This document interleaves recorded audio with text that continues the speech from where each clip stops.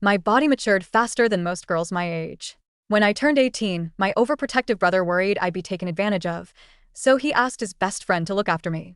But the first time we met, that man's eyes never left my body. After I graduated from college, he kept crossing the line, again and again. By day, he was my boss, and by night, I was his personal assistant.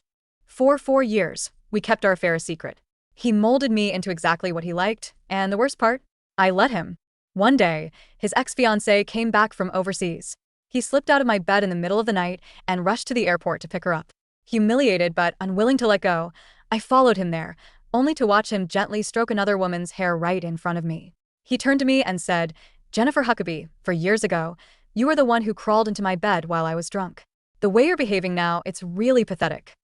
The way he looked at her was soft, and the way he mocked me was sharp and deliberate. I suddenly realized he was right. This was meaningless. So I lowered my head, texted my brother to tell him I'd accept the Sinclair family marriage proposal, then looked up at that man and smiled. "All right then. Goodbye." Marvin Huckabee, my brother, called not long after. I could hear the relief in his voice through the call, surely because he thought I had finally let go of the man I had loved for years. What he did not know was that the man I was madly in love with was his best friend, Devin Woodford. After hanging up, I picked up the resignation letter I already prepared and headed for HR. However, the process stalled at the final step. "Ms. Huckabee, if you want to resign within a week, you'll need the CEO's signature for approval." Devin again. Even at the very end, I still could not avoid him. I tightened my grip on my phone, walked to the end of the empty hallway, and dialed that all-too-familiar number. The ringing went on for a long time. Just as I thought no one would pick up, the line clicked. A strange female voice came through. "Hello? Looking for Devin? He's in the shower." In the shower? Those 3 words stabbed my chest like 1,000 poison needles. Nonetheless, my voice stayed calm, almost unnaturally so. "No need, thank you." Before she could say anything else, I hung up. The screen went dark, reflecting my pale face. Less than 2 minutes later, my phone buzzed violently again. I stared at Devin's name on the screen for several seconds before answering. "Did you need something?" His tone was businesslike, cold and detached. Just last night, this same man had been on top of me, whispering my name intimately over and over again. My fingers whitened around the resignation letter. "Mr. Woodford, there's a document that needs your signature before the process can go through." He gave a low hum of acknowledgement, then added, almost as an afterthought, "Oh, right. Stop by later and pack up the rest of your stuff. She's moving in. The apartment in the western suburbs is empty. You can stay there. I promised Marvin I'd take care of you." For years ago, he pulled me into his bed while drunk, tossing me the charity of being his bedmate. For years later, under the excuse of loyalty to his best friend, he was offering me a place to live. His carefully considerate gestures were so absurd, they almost made me laugh. "That won't be necessary, Mr. Woodford," I said, forcing a smile. "I'm an adult. I can take care of myself." Once he signed the resignation form and I finished my last handover, the ridiculous 4 years between us would finally come to an end. Me? I was getting married. I opened my eyes in the hotel room as morning light streamed in. For the first time in years, I felt more awake than in any morning I had spent by Devin's side. I called a car and returned to the villa I'd lived in for 4 years. However, the moment I stepped inside, I almost thought I had walked into the wrong house. The once minimalist black and gray space was instead drenched in warm tones. The entryway wall, where I had begged him for a month to let me hang even a single plush toy, had been transformed into a display filled with stuffed animals. "Melissa likes it this way," Devin's voice sounded from behind me. When I turned, he looked slightly troubled. "She came by yesterday, saw your things, and got upset." It was not until he led me to the storage room that I understood what he meant. In the corner, all my luggage was piled up like garbage. It was a chaotic mess of things that once held meaning. The diamond necklace Devin had given me was crushed beyond recognition, and the pair of mugs we made together were shattered into pieces. He sighed softly. "None of this is worth much anyway. Just throw it out. If you need something, I'll buy you new ones." Not worth much. My gaze fell on a small, colorful glass jar among the wreckage. The lid had broken open, revealing the folded paper stars inside. There were 1,001 of them, each one I had made back when I secretly loved him, each carrying a bit of affection I never dared to speak aloud. I picked up the cracked jar, then tossed it along with the other broken gifts into the trash bin nearby. Devin's brows furrowed instantly, but I just smiled faintly. "You're right, Mr. Woodford. Things that aren't worth anything should be thrown away when they're dirty or broken." That included my foolish, misplaced feelings. Ignoring the sudden darkness that crossed his face, I lowered my head and pulled out the resignation letter from my bag. Mr. Woodford, this is my… Before I could finish, his phone rang. Melissa Nicholson's voice came through clearly in the quiet storage room. Dev, it's raining. Come pick me up. The emotions on his face vanished in an instant. He did not even glance at the document in my hand and signed his name at the bottom. Take a taxi home. Text me when you get there. By the time Devin drove off, the rain became a downpour. The villa sat halfway up the mountain, so there was no way to hail a taxi.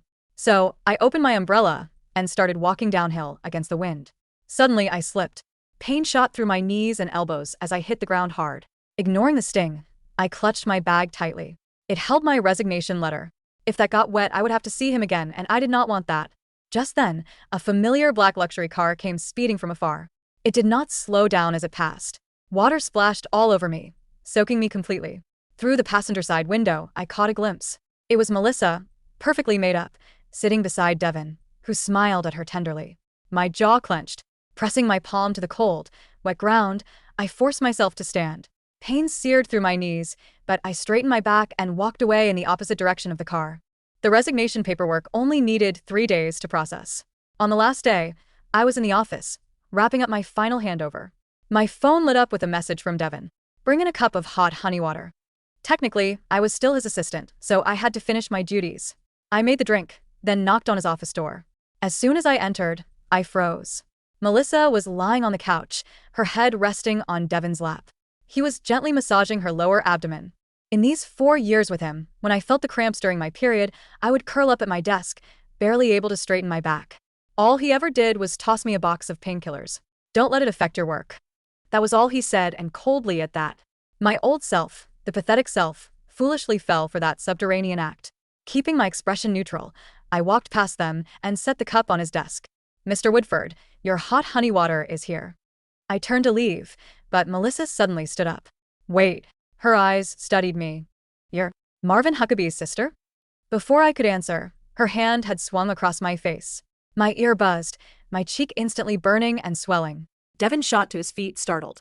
Mel, what are you doing? Her eyes reddened, tears welling as she pointed at me and turned to him. She's from the Huckabee family in Journal.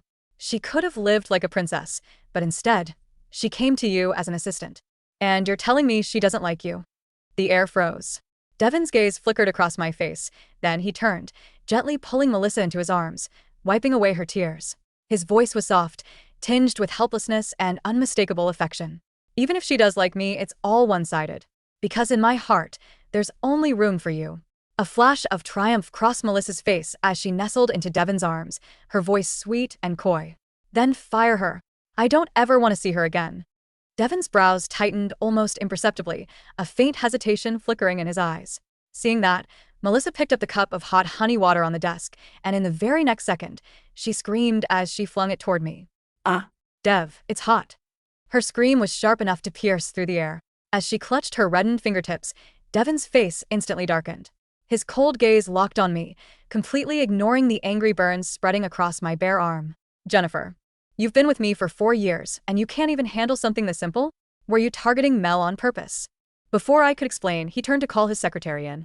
Ms. Lane, Ms. Huckabee, made a serious mistake. Dock her full month's salary and bonus. Also, announce her error publicly in next week's company meeting. Nancy Lane shot me a quick, uneasy glance before speaking softly. But, Mr. Woodford, Hennis. Huckabee has already resigned. The moment those words left her mouth, Melissa suddenly gasped and cried out in pain. Dev, since you're so eager to defend your precious assistant, I'll just leave forever. Devin's pupils constricted. Ignoring whatever the secretary said, he wrapped Melissa tightly in his arms. Mel, don't, please. His icy glare cut into me like a blade. Jennifer, if this ever happens again, go back to Journal. Even if Marvin himself comes begging, I won't let it slide. My burned arm throbbed, cold sweat rolling down my temples, yet my voice came out steady and quiet. Don't worry, it won't happen again. He clearly had not expected that response. For a brief second, he froze. Then, without another word, he scooped Melissa into his arms. Come. We're going to the hospital. As his gaze swept over the blistered skin on my arm, his brows furrowed even tighter. You're coming too. Worried about getting an infection, I said nothing and followed. In the back seat, my phone buzzed. It was a message from Devin. I acted out of panic back there. But I've already lost Mel once. I can't lose her again. If you're upset, I'll make it up to you. I stared at those words, then at the man in the front seat, fussing over Melissa like she was made of glass. The whole thing was so ridiculous, I almost laughed. With one tap, I blocked him. The next second, a friend request popped up. It was from my arranged fiancé, Francis Sinclair. We had met once before. I took a slow breath, then pressed the accept button. The car stopped at the hospital's emergency entrance. Just as I opened the door to get out, another car came speeding from the side.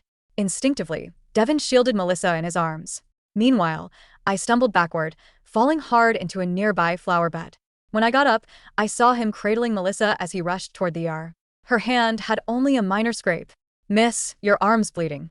You need to have it dressed," said a stranger as he handed me a clean handkerchief. I pressed it against the burn and murmured a quick thanks. Without a moment's hesitation, I walked to the curb and flagged down a cab. "Airport, please." The car pulled away, heading in a direction without Devin. Meanwhile, after settling Melissa in a hospital room, Devin suddenly remembered my injury. He asked a nurse for some burn ointment. "Where's the woman who came in with me?" "Her name's Jennifer Huckabee." "What room is she in?" The nurse checked the records and shook her head. "Sorry, sir. There's no patient by that name." Devin froze, his grip on the ointment tube tightening. Then his phone rang. It was a call from Marvin. The moment he answered, my brother's furious roar exploded through the speaker. "Is this how you take care of my sister, Devin? She's covered in injuries, you jerk." Devin frowned, instantly assuming I had run to complain to my brother. His voice dropped, heavy with irritation. "Is she with you? Put her on." "Go screw yourself." My brother glanced at me, standing there in the airport terminal, and his tone was sharp with anger. "If you really want to make it up to her, then show up in 2 days. She's getting married, and as you've taken care of her for so long, you'd better be there." The flight to Journal was a blur of throbbing pain and exhaustion. When I landed, Marvin didn't take me home. He took me straight to the Sinclair estate. "Francis insisted," Marvin said, his knuckles white on the steering wheel. He brought a burn specialist from the capital the moment I told him what happened. I expected a cold business exchange. The Sinclairs were old money, powerful and ruthless. Francis Sinclair was rumored to be a recluse, a man who managed his empire from the shadows.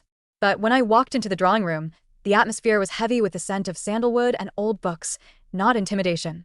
A man sat in a leather armchair near the fireplace. He stood as we entered. He was tall, broader than Devin, with sharp features that looked carved from granite.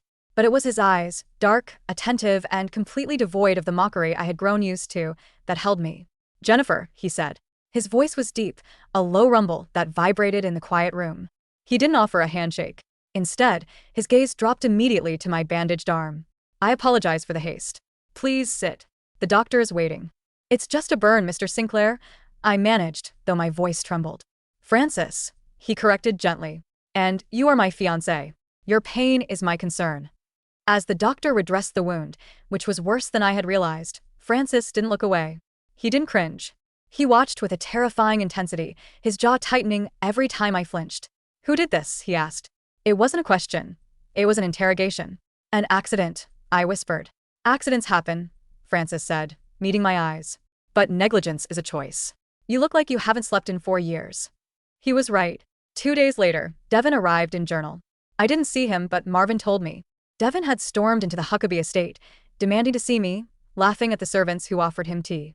He was treating this trip like a nuisance, a game of fetch he was forced to play. He texted me incessantly. I had unblocked him only to coordinate the return of company property, but he used the channel to mock me. "Devin, stop this charade. A wedding? In 2 days? Even for you, this is desperate. Come out. I have a meeting in 3 hours. Let's go home." "Devin, Mel is feeling guilty. She wants to apologize.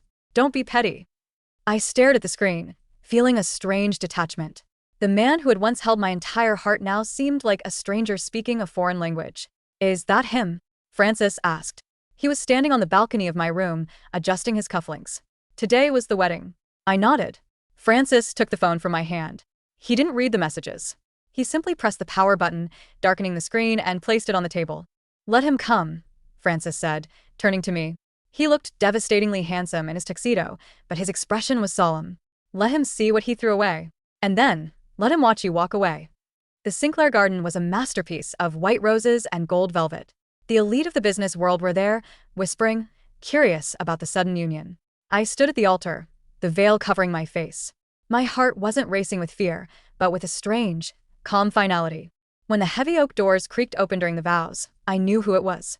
Devin Woodford walked in. He wasn't wearing a tuxedo.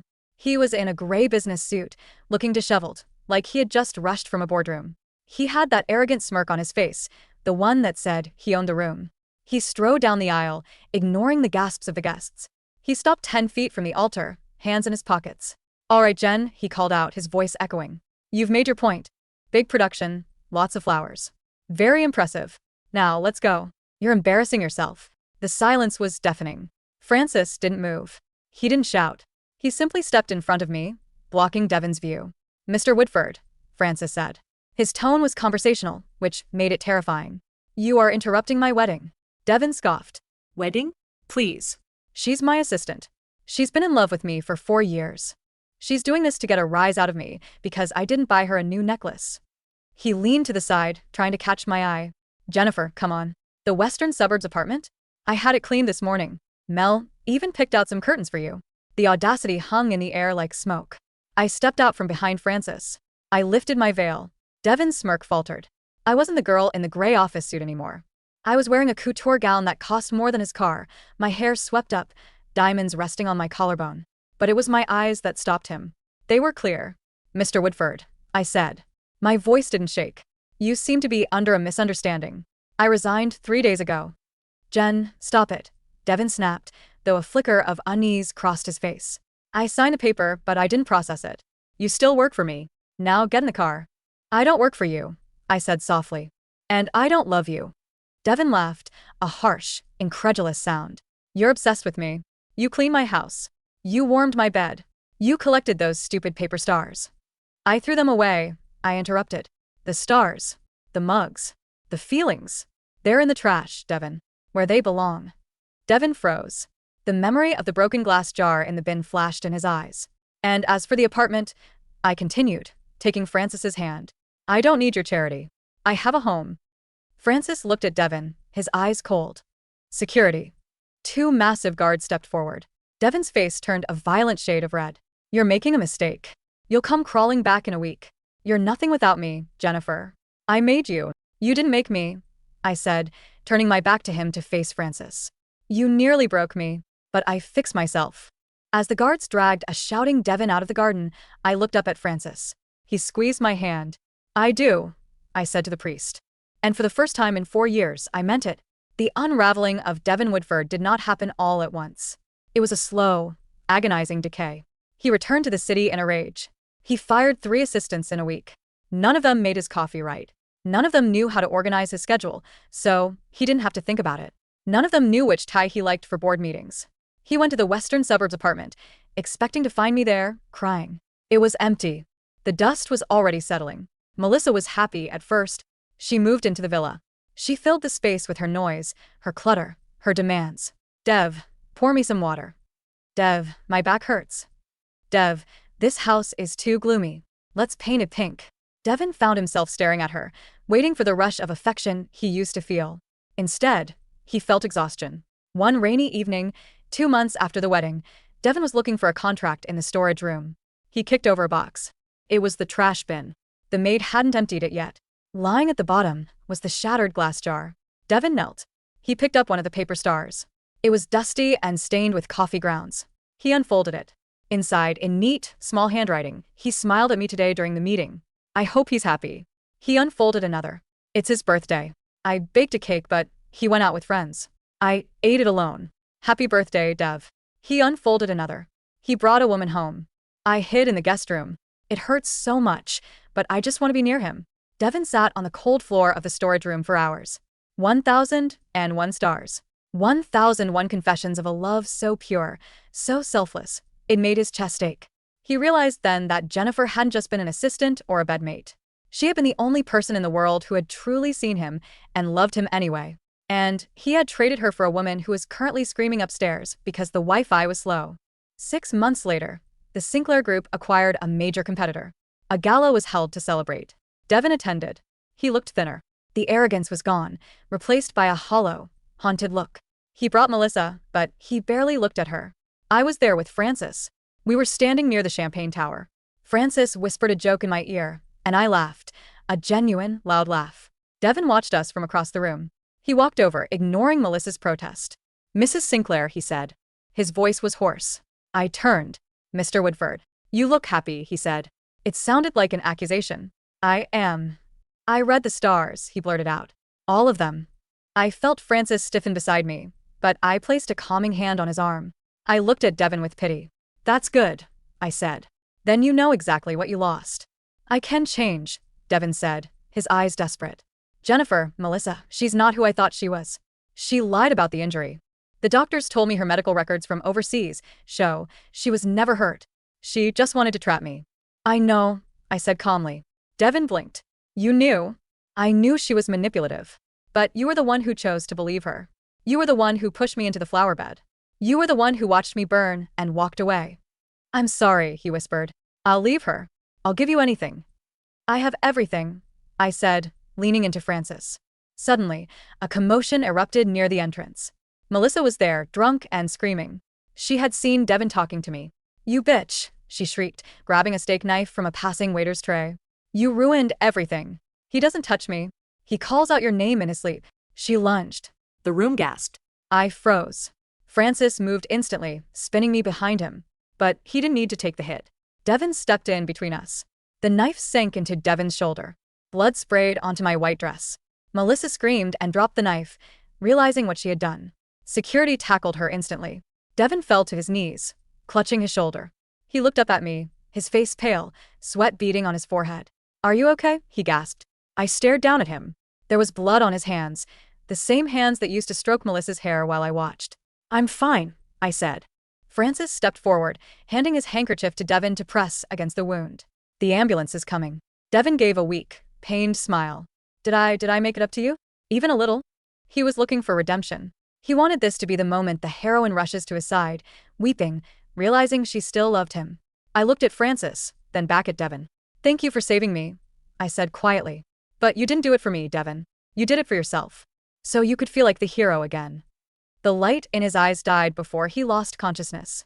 Melissa was arrested. Her family in Journal disowned her to save their reputation. Devin survived. He spent weeks in the hospital. I didn't visit. Marvin went once, just to tell him to stay away from us forever. When Devin was discharged, he returned to the villa. It was empty. Melissa was gone. Jennifer was gone. He walked into the master bedroom.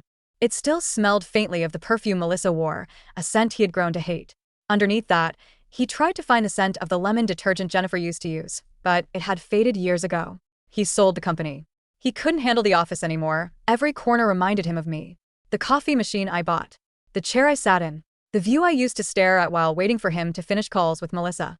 He moved to a small coastal town, far away from Journal. 3 years later, the morning sun hit the nursery in the Sinclair estate. I was rocking our daughter, Alara, to sleep. Francis walked in, holding 2 mugs of hot chocolate. He kissed the top of my head. "A package arrived for you," he said softly. "No return address." I put Alara in her crib and walked to the living room. On the table sat a small box. Inside was a glass jar. It was new. It was filled with 1,001 paper stars. But these were different. I picked one up and unfolded it. "I saw a photo of you today. You were smiling." D. "I'm sorry I didn't eat the cake." D. "I'm sorry I made you walk in the rain." D. "I'm sorry I didn't love you when I had the chance." D. Francis wrapped his arms around my waist, reading the note over my shoulder. He didn't get angry. He knew he had won. He knew I was safe. "What do you want to do with them?" he asked. I looked at the jar. It represented a man's penance. It was sad, and it was heavy, and it was too late. "Put them in the storage room," I said, turning around to kiss my husband. "We don't keep broken things in the main house." Francis smiled against my lips. "Agreed." We left the jar on the table for the maid to move. As we walked out into the garden where our daughter played, the sunlight was warm, and the shadows of the past were finally, completely gone. Devin Woodford lived the rest of his life with his memories. And I lived mine with love.